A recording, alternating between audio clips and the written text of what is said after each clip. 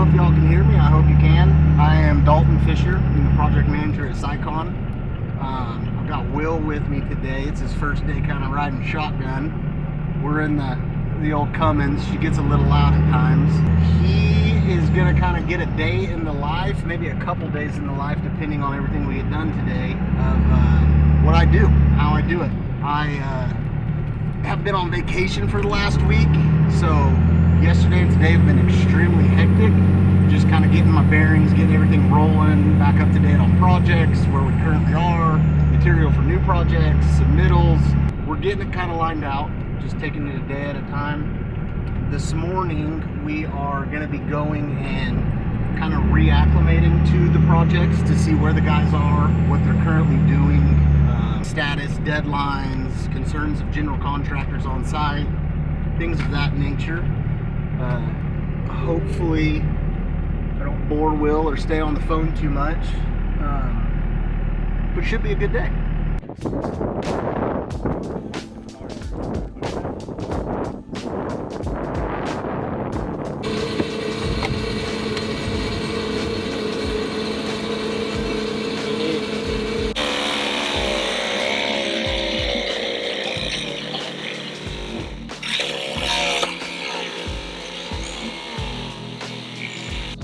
Anything over.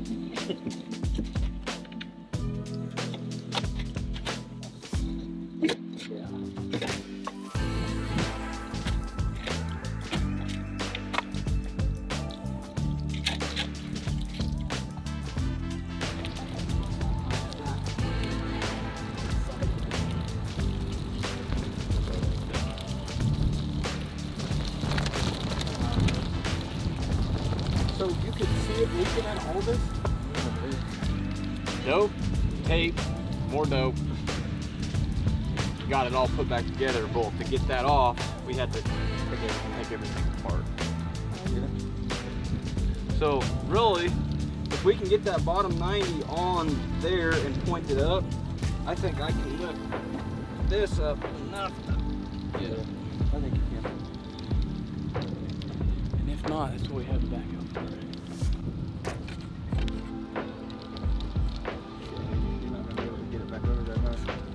No. Slide it up on it as far as you can. Slide this up. Yep. Okay, now Trenton's gonna kind of lift. Can you, here, that top one, where the top 90 ties into the meter, we need to break that free so you can kind of swing it.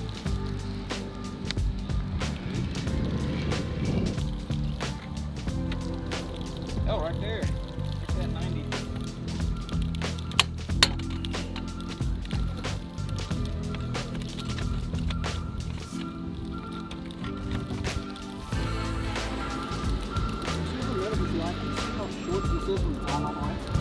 Well, that piece right there is being rotated at 90 degrees and sticks out.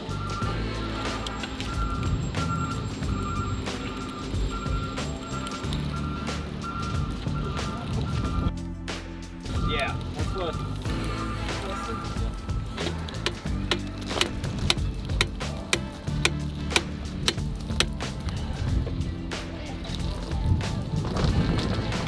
I'm not going to say where we're at. I'm not going to do that to anybody else. But you see that that 8x8 T, and it's got an assembly built off the top, 6-inch gate valve, 8-inch anchor, 8x6 reducer, and it's already wrapped in plastic. That right there, it makes my skin crawl. I can't stand it. You are banking on a leak. You have progressively built something outside of the ditch. We've wrapped it in plastic. It's ready for mud. You're gonna lift, you're gonna carry it across the job site, set it in the ditch, plug pipe in it, and run. You've got 4 bolt packs that I can see that are wrapped that you can't access. How do you know if they're tight, if they're torqued, if anything is going on with it? It just, oh man, that worries me. And the problem is that is a system that they are installing with the mindset of 40 years, right? I mean, that's kind of how the city of Rogers, Bentonville, everybody operates. We install water systems to last 40 years. They don't want to work on it for 40 years. You're telling me that that's going to last 40 years. You got rusted out bolts that are already torqued down, it's wrapped in plastic, and then you're going to pick it up with a piece of equipment and carry it across this job site, throw it in the ground, and backfill it. I cannot stand that. Absolutely, I cannot stand that. Everything else looks good though. I guess we'll know whenever we go to tie into the demarcation valves here in a couple days. That is the constant struggle with fire lines. Is you have a utility contractor just like ourselves that come in, they install their line. Well, if I somehow get a crew here before they get loaded, get tested, get any sort of pre-test on it to know if their line is actually going to pass, then we are at their beck and will. If I somehow get mine installed before they're tested out, then I can't load my line until they're tested. Or it's a rat race, we have to get ours installed before they load theirs so that we can load them together. It ends up being a nightmare, and I can show up to a job and see how they're building things and piecing it together, and I know that we're gonna struggle. I know it's gonna be a constant struggle. That line is gonna take weeks to get to pass. It's still not finished, but I've got to get a crew mobilized by the end of the week. It's just a little bit of a headache.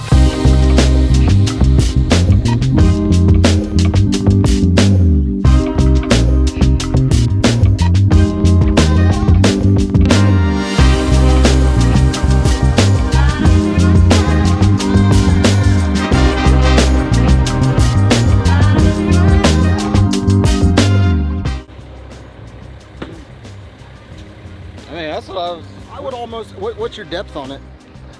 We got to the head of the shovel. You couldn't see any, No, you can't see anything down in there, I'm guessing. Metal. Mud down there. I would come back up here, if you can maybe, and just spot it on the other side, dig down and get a depth and get an idea, and then line yourself up.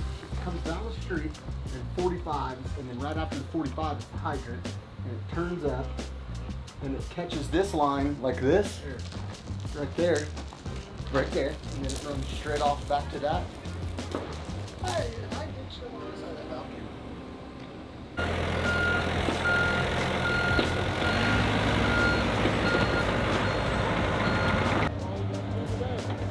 Right here.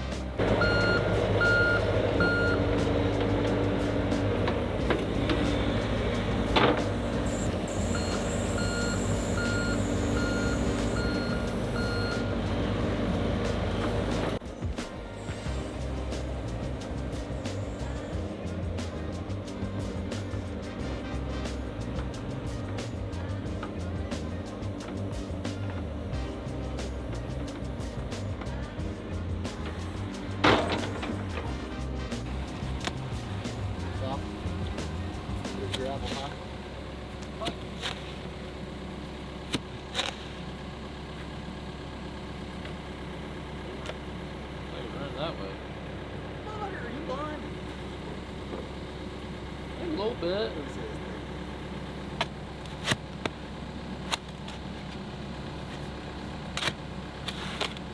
What kind of clean rock is that? Grappler and sand.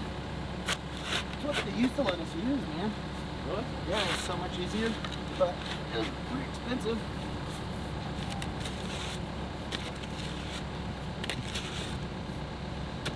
Thank God for gold. Well, we are wrapping our day up at VBT, and we've made great progress here over the last week. Essentially, we've cut the full 375, 4.5 foot. We've done lifts of chert, everything's past density. We are kind of getting down to nut cutting time, to be honest with you, where I need to get base layer down. I need to get blue topped. I need to get it prepped and ready for PaveCon to come and lay asphalt. But I still have to get the storm wrapped on the front, get a duct bank dug, formed, poured, get all of it inspected, passed, backfilled with density shots on it. Then we can kind of take over and get the base in. It's not as much as what it sounds like. It's just the days to get it completed. We're trying to get our second tier sub out here, PaveCon, to lay the asphalt the 16th, 17th of next week. I don't know if we're gonna be able to do that. We may have to push that into the beginning of Thanksgiving week. I don't want to, but we kind of have to keep in mind weather, rain, what we're capable of. I mean, there's 375 foot by 35 foot of 10 inches of base. That's a lot of trucks. I don't know if we'll be able to get it all moved, but we're gonna give it a go. I've got faith, we're moving good. Everything is working out here. Submittals are through, everything's in. Essentially all we lack is the front portion of the apron, the 2 lines to get in, get Boer Construction out here, pour a trickle channel, asphalt, hydro seed, and we're out of here. We've got about a month to go. I'm confident, I'm happy, we're caught back up, everything's moving. My stress has went down a little bit. I'm not as worried. Thankfully, Ty stepped up and was able to take place of Sam, since Sam is still in Clarksville. We're rocking and rolling. Everything is going, just need dry weather and no rain.